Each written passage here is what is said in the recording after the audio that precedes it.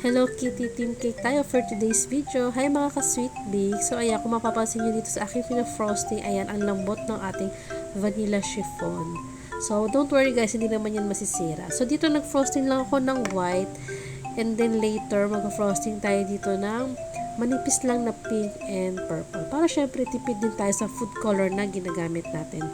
Before kasi talaga guys, hinahati ko talaga siya sa pink and purple na frosting. So this time, ayan, pabahiran lang din natin yan ng pink and purple and then later i-scrape natin yan. So bali itong design na to guys ay pang ilang beses ko na rin siyang ginagawa. So ayan, sabi ko sa inyo, uso-uso talaga ngayon ang ating Sanrio team. So meron tayong mga upcoming na Kuromi and Sanrio team talaga. Kasi siguro yung buong characters na ng Sanrio ilalagay ko doon.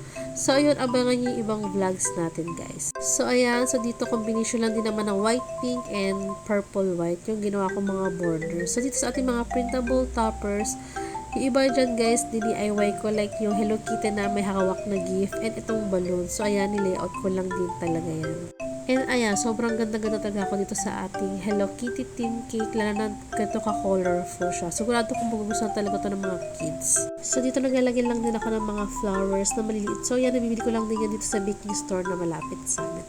And ito na guys, yung final look ng ating Hello Kitty Team Cake. So, with 12 pieces cupcakes din yan guys kasama. So, ayun, hindi ko na siya nasasama dito sa pag-video. Pero papakita ko na lang yung final outcome. So, ayun lang guys. Thank you and bye!